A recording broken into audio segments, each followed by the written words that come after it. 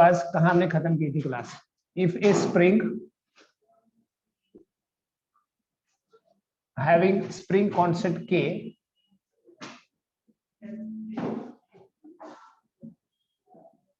is cut into n equal parts, then the spring constant of each part is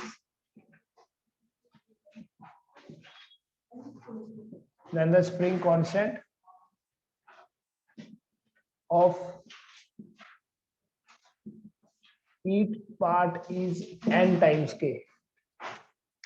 अगर एक spring को हम n equal parts में cut करते हैं तो हर एक पार्ट का जो स्प्रिंग कांस्टेंट होगा वो कितना होगा? n times K. हमने यही किया था, एक स्प्रिंग को 3 बराबर हिस्सों में काटा, हर एक पार्ट का था 3K 3K 3K, पैरेलल में लगाया 9K. क्वेश्चन किया था ऐसा कुछ, ठीक है? तो अब सपोज करो कि हमारे पास दो स्प्रिंग्स हैं, दो सिमिलर स्प्रिंग्स हैं, और इन स्प्रिंग्स के साथ एक मास अटैच्ड है, एक ऑब्जेक्ट अटैच है जिसका मास है m. इन दोनों स्प्रिंग्स का स्प्रिंग कांस्टेंट है K. तो मुझे बताओ, अगर ये ऑसिलेट करेंगे तो what will be the time period of oscillation? एक सिंपल स्प्रिंग के लिए हमने ये पढ़ा, प्रूव किया, T equals to 2 pi square root of m/K होता है. अब यहाँ बेटा इन दोनों का इफेक्टिव स्प्रिंग कांस्टेंट निकालना पड़ेगा, और आपको पता है कि जब दो स्प्रिंग सीरीज में लगे होते हैं हम फॉर्मूला यूज करते हैं 1/Ks equal to 1/K plus 1/K. It is equal to 2/K. 1/Ks अगर 2/K है तो Ks क्या हुआ बेटा K/2. देयरफॉर T क्या होगा? 2 pi square root of m/K/2. So 2 pi square root of 2m/K. ठीक है? तो अगर 3 होंगे तो 3m/K हो जाएगा. मतलब ये कि जब हम स्प्रिंग्स को सीरीज में जोड़ते जाएंगे तो स्प्रिंग कांस्टेंट कम होता जाता है. इसलिए सीरीज में जोड़ने से स्प्रिंग को स्ट्रेच करना इजी हो जाता है. किसी बड़े स्प्रिंग को खींचना इजी है, छोटे वाले स्प्रिंग को खींचना कम है. स्प्रिंग को कट करते हैं तो स्प्रिंग कांस्टेंट बढ़ जाता है, ऐड करते जाएंगे, जोड़ते जाएंगे, स्प्रिंग कांस्टेंट कम हो जाएगा. तो ये हमने दो एग्जांपल्स देख ली डिटेल में, जिनमें क्या होता है सिंपल हार्मोनिक मोशन, एक सिंपल पेंडुलम और एक ये स्प्रिंग. ऐसी और भी बड़ी सारी एग्जांपल्स हैं जहां पर बॉडी सिंपल हार्मोनिक मोशन में होती है.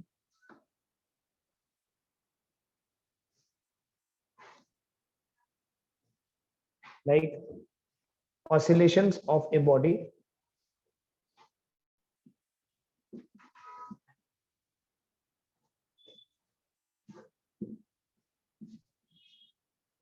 इन ए यू ट्यूब. ये यू ट्यूब इंटरनेट वाला नहीं है, ये यू शेप्ड ट्यूब है. मान लो ये बेटा एक ट्यूब है और इस ट्यूब की शेप जो है यू जैसी है.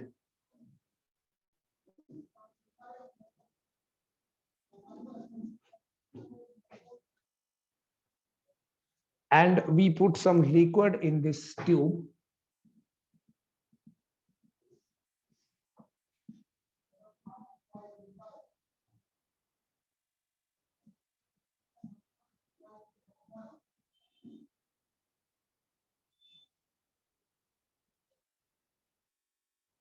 ये इक्विलिब्रियम में है, ठीक है? बॉडी इक्विलिब्रियम में है, हमें हमेशा ऑसिलेशन स्टार्ट करानी पड़ती है. जैसे एक पेंडुलम यहाँ रुका है, we have to initiate the process. एक स्प्रिंग के साथ कुछ मास अटैच कर रहे हैं, वो खींच गया इक्विलिब्रियम में, फिर उसके बाद क्या करते हैं हम उसको और खींचते हैं, then we leave it and it keeps on oscillating. ये स्टेशनरी लिक्विड है, दोनों तरफ बराबर लेंथ है. लेंथ की जगह यहाँ हम हाइट टर्म यूज करेंगे. नाउ सपोज करो कि हम इधर से एयर ब्लो करते हैं, we blow air into one side. So क्या होगा, एयर ब्लो करेंगे तो ये हाइट मान लीजिए नेचुरल जो है इक्विलिब्रियम हाइट जो है वो h है। अगर हम एक एंड से एयर ब्लो करें तो यहां से लिक्विड विल फॉल डाउन, है ना। मान लो यहां था लिक्विड पहले, अभी यहां तक आ गया, दूसरी साइड में पहले यहां तक था, ये y नीचे आ गया लिक्विड, ठीक है, y डिस्प्लेसमेंट के लिए हम y ही ले रहे हैं। तो दूसरे एंड से the liquid will go up, कितना ऊपर चला जाएगा, जितना यहां से नीचे आया उतना ही ऊपर जाएगा, ठीक है। पहले दोनों सेम लेवल पे थे, ठीक है, ऐसे देखो पहले दोनों का लेवल सेम था, अब ये नीचे तो ये ऊपर, जितना यहां से नीचे उतना इधर से ऊपर। लेकिन अब इन दोनों के लेवल में कितना डिफरेंस है, मतलब ये वाला लेवल और ये वाला लेवल, कितना डिफरेंस है दोनों में।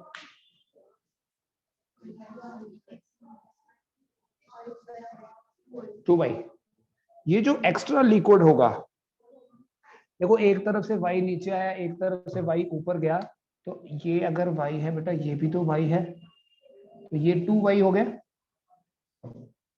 तो इस वाले पोर्शन में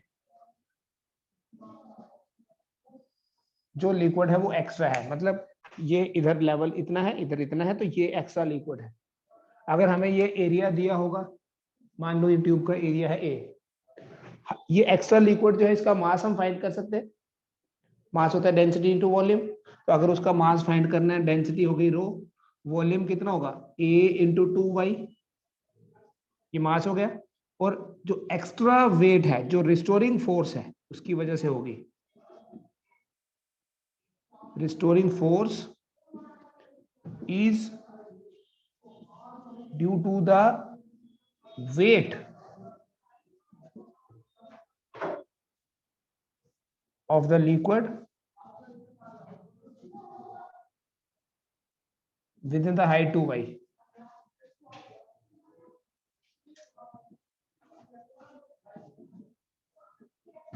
This is the extra liquid.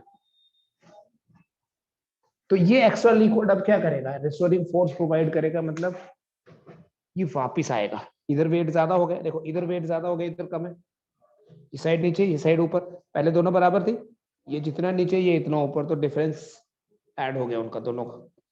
अब ये लिक्विड फिर इधर आएगा, तो इधर से ऊपर चढ़ना शुरू हो जाएगा, इधर से ऊपर चला गया, it will come down, so this will keep on going like a pendulum, like a spring। अगर विस्कोसिटी को इग्नोर करें, फ्रिक्शन को इग्नोर करें, तो ये ऑसिलेशंस होती रहेंगी। एक बार डिस्टर्ब करने पे, जैसे एक पेंडुलम है, इक्विलिब्रियम था, once we disturb it keeps on oscillating, if there is no air resistance it will keep on oscillating, vacuum में तो हमेशा के लिए करता रहेगा। तो अगर हम यहाँ इन रेजिस्टिव फोर्सेस को इग्नोर करें, तो ये जो 2y वाला लिक्विड है, ये अपनी स्टेट को रीगेन करने की कोशिश करेगा, and when it comes down it will go up from the other side, फिर उधर उधर से वापस। So this liquid will keep on oscillating simple harmonically. और बेटा डायरेक्ट याद रखो, इसका जो टाइम पीरियड होगा,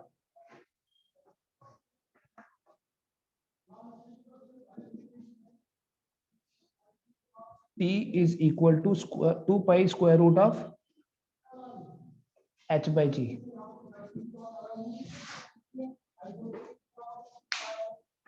कितना होगा T, 2 pi into square root of h by g।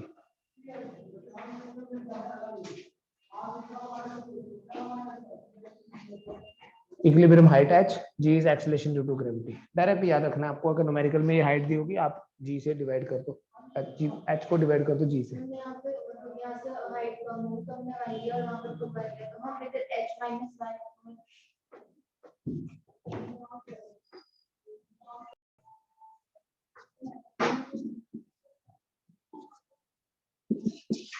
Of an object in a tunnel along the diameter of earth।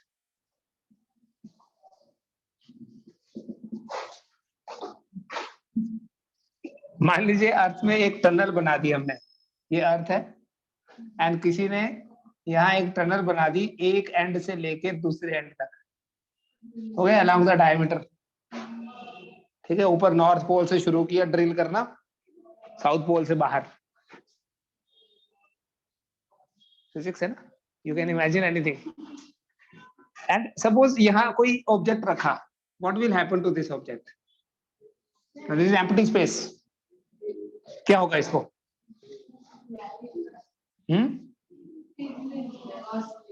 सोचो ना, this object will fall down or not? This object will fall towards the centre of earth, क्योंकि जो gravitational force है वो किस तरफ लेके जाती है किसी भी बॉडी को? Towards the centre. और ये ऐसा नहीं हो गया कि अगर यहां से सेंटर की तरफ जा रहा है मतलब ऊपर से नीचे जा रहा है, और जब बॉडी ऊपर से नीचे जा रही है तो उसकी वेलोसिटी बढ़ रही है, मैक्सिमम वेलोसिटी। अब अगर यहाँ रोकते नहीं तो आगे जाता ज्यादा वेलोसिटी के साथ, वहां भी नहीं रोका, so it will go into the earth with more velocity and therefore, समझना बेटा, ये बड़ी तो इमेजिनरी सिचुएशन है but very important. Understand the concept. यहां से ऑब्जेक्ट नीचे जा रहा है and its velocity is increasing, here it becomes maximum. So when it becomes maximum it will not stop, it is the same situation। देखो एक pendulum है, मान लो पेंडुलम मैंने यहां से नहीं, मैं पेंडुलम को पकड़ के यहां ले गया पहले, एंड यहां से मैंने रिलीज किया, कोई वेलोसिटी नहीं, just released, so it will come, will it stop here? No, because when it comes from the extreme to mean position its velocity is increasing, so at the center velocity becomes maximum। ठीक है, and that is why it goes to the other extreme, again its velocity goes on decreasing, and जब extreme पे पहुंचेगा velocity will become zero, it will stop here momentarily। The same thing, body is thrown up, so before its downward journey starts it is momentarily at rest, क्योंकि नीचे से ऊपर जाते हुए उसकी वेलोसिटी कम हो रही थी, यहाँ जीरो हो गई, और इसलिए ऊपर से नीचे जाते टाइम इनिशियल वेलोसिटी जीरो है। सो ये देखो बॉडी नीचे जा रही है, वेलोसिटी बढ़ रही है, अगर ये अर्थ का सेंटर है तो यहाँ पर उसकी velocity maximum. So what will happen due to that? It will go to the other extreme. अब it's going away from the centre, इसकी वेलोसिटी कम होना शुरू हो जाएगी, एंड जैसे ही इसकी वेलोसिटी कम होते होते जीरो होगी, it will stop. So when it stops it again is attracted towards the center of earth, velocity increases, becomes maximum, and this keeps on going and it velocity zero, फिर नीचे, ठीक है, फिर ऊपर, so this will keep on oscillating। now the question is, अगर ये oscillate कर रही है, लॉजिक तो समझ में आया? What is the time period of oscillation?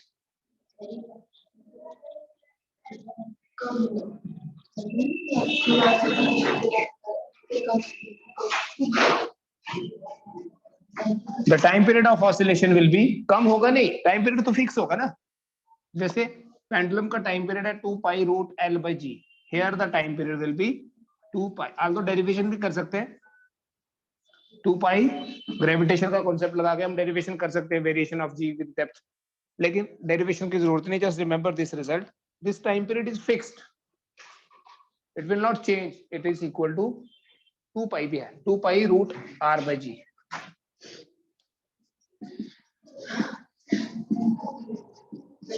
What is R? कितना होता है अर्थ का रेडियस? 6400 किलोमीटर है ना, it is 6.4 into 10 raised per 6 metre divided by 9.8। Rough calculation करें अगर, this will be 64 into 10 raised per 4, एक तो ये 10, ये वाला 10 नीचे 100 हो गया, ये 10 की पावर 6 है, ये 2 है, तो 10 raised per 4 हो गया। अगर आप रफ कैलकुलेशन करो क्या बनेगा? देखो 64 का रूट हो गया 8, 10 raised per 4 का रूट 4 पता नहीं कैसे आ गया, इट इज 6 माइनस 1 माइनस ये वाला, 10 raised per 4 का रूट क्या हुआ? 10 raised per 2, 800 multiplied by 2 into 3.14, 2 पाई है इसलिए, so this will be 800 into 2, 1600 into 3, let me say 3, 4800, but it will be little more than 4800 because 3.14 है and exactly it is 5075 second. But आप numbers देख के idea लगा सकते हो कि 5000 के आसपास होगा. ठीक है, एग्जैक्ट कैलकुलेशन करेंगे. It is 5075 second and it is when it is divided by 60 you'll get 84 minutes approximately.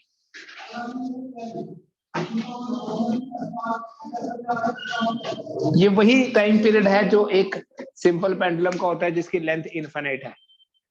84 minutes मतलब 84 नहीं सॉरी 86.4 86 मिनट्स 86.4 मिनट्स. इसका मतलब ये हुआ, एक बार चेक कर लो ये 84 है कि 86 है.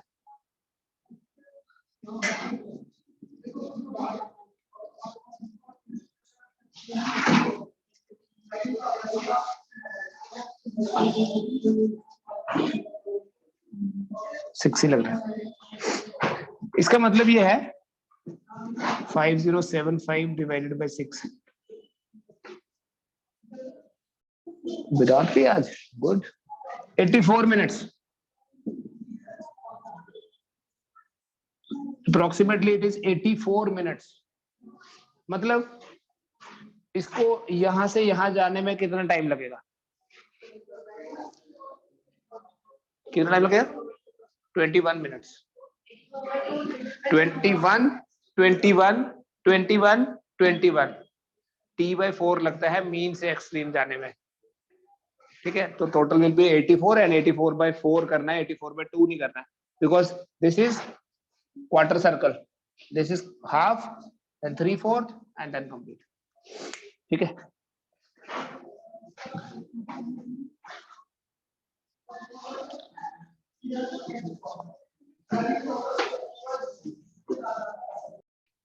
लाइक अनडैम्प्ड ऑसिलेशंस कौन सी होती है?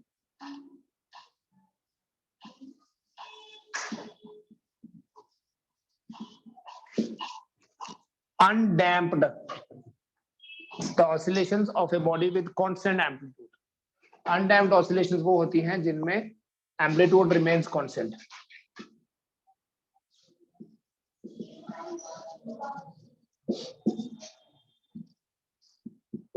इन oscillations में amplitude constant रहता है.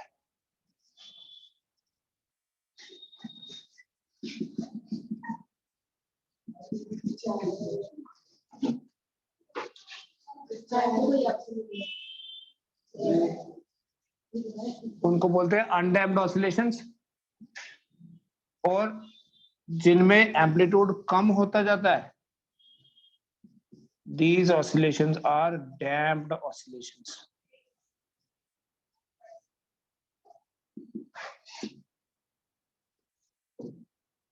जैसे जो ऑसिलेशंस किसी सिंपल पेंडुलम की वैक्यूम में होंगी एम्पलीट्यूड कम नहीं होगा. ठीक है, और एयर में जो होंगी उनमें एम्पलीट्यूड कम होता जाएगा. After some times oscillations will stop. The oscillations with constant amplitude are undamped and decreasing amplitude damped.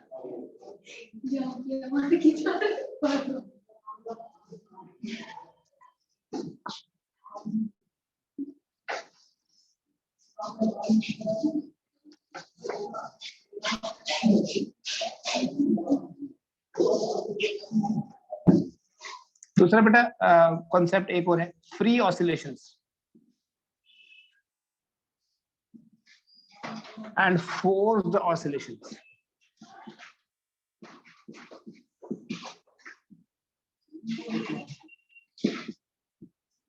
Free and forced. Free oscillations हो गई नेचुरल फ्रीक्वेंसी से जो हो रही है, मतलब सिर्फ एक बार फोर्स लगानी है, बार बार फोर्स नहीं लगानी है. ठीक है, जैसे हमने एक पेंडुलम को देखो एक बार इनिशिएट करनी पड़ता है प्रोसेस. एक पेंडुलम को यहाँ रख दिया तो बोले अपने आप ऑसिलेट करेगा क्या? नहीं करेगा. So we wants disturb it and उसके बाद ये अपनी नेचुरल फ्रीक्वेंसी के साथ, नेचुरल फ्रीक्वेंसी होती है जो उसके अपने पैरामीटर्स पे डिपेंड करती है, उसकी लेंथ पे और वहां जो एक्सेलरेशन ड्यू टू ग्रेविटी है अगर वो अपनी नेचुरल फ्रीक्वेंसी के साथ ऑसिलेट कर रहा है तो उन ऑसिलेशंस को बोलते हैं बेटा फ्री ऑसिलेशंस। लेकिन अगर कोई एक्सटर्नल फोर्स भी लग रही है, एक्सटर्नल पीरियोडिक फोर्स भी लग रही है, तो उन ऑसिलेशंस को जो उस फोर्स की वजह से हो रही हैं उनको बोलते हैं फोर्स्ड। ठीक है, like child is sitting on A swing, ठीक है, and somebody pushes that swing, so if that swing goes on like this और थोड़ी देर बाद अपने आप ही रुक जाए, वो होगी फ्री ऑसिलेशंस। बट क्या होता है जनरली, थोड़ा सा एम्पलीट्यूड कम हुआ, somebody pushes again, so these are forced oscillations। ठीक है, जहां बार बार पीरियोडिक फोर्स कोई लगाई जाती है, जैसे एक पेंडुलम क्लॉक में जो ऑसिलेशंस हो रही है वो फोर्स्ड ऑसिलेशंस है, बिकॉज वो सेल की वजह से हो रही है, वो ऐसे नहीं हो रही है। ठीक है, सेल खत्म, पेंडुलम विल स्टॉप। और एक होती है इन्हीं फोर्स ऑसिलेशंस में एक पर्टिकुलर टाइप है रेजोनेंट ऑसिलेशंस। बुक में ढूंढना बेटा इसको, फोर्स की ही टाइप है रेजोनेंट ऑसिलेशंस। रेजोनेंस वर्ड का मतलब है मैचिंग। रेजोनेंस मतलब मैच करना, केमिस्ट्री में भी पढ़ते हैं ये टर्म। तो अगर ऐसी फोर्स ऑसिलेशंस हैं जिनकी फ्रीक्वेंसी, ऑसिलेशंस की फ्रीक्वेंसी और जो एक्सटर्नल फोर्स लग रही है वो फ्रीक्वेंसी मैच करे, मतलब ऐसे समझो कि एक स्विंग है जो हर 2 सेकंड बाद वापस आता है और हर 2 सेकंड बाद फोर्स भी लगा देता है कोई, तो जितनी देर में उसने एक साइकिल कंप्लीट किया उतनी देर में फिर फोर्स लग गई, हो गई दोनों की फ्रीक्वेंसी बराबर। So what will happen due to that, ये अभी कम हुआ ही नहीं है, अभी यहां आया फिर फोर्स लग गई तो थोड़ा सा आगे जाएगा, फिर वापिस जब आएगा तो थोड़ा सा और पीछे आएगा, फिर फोर्स लगा दी लेकिन। सो क्या होगा इसमें ऑसिलेशंस का जो एम्पलीट्यूड है that will go on increasing, और वो वायलेंट भी हो सकती है ऑसिलेशंस। जब हम फ्रीक्वेंसी को मैच करा दें तो पहले एम्पलीट्यूड कम था, फिर बढ़ गया एंड हो सकता है वो बच्चा बेचारा पूरा घूम ही जाए अलोंग द ट्री, जो बार बार फोर्स लगाए तो, और इतनी ज्यादा वायलेंट हो जाए कि वो रस्सी टूट जाए, हो जाए। इनको बोलते हैं रेजोनेंस। तो then we say that the resonance has taken place. See इसके बेसिस पे कुछ ना कॉन्सेप्चुअल क्वेश्चंस हैं आपके रेजोनेंस की एग्जांपल्स पे बेस्ड।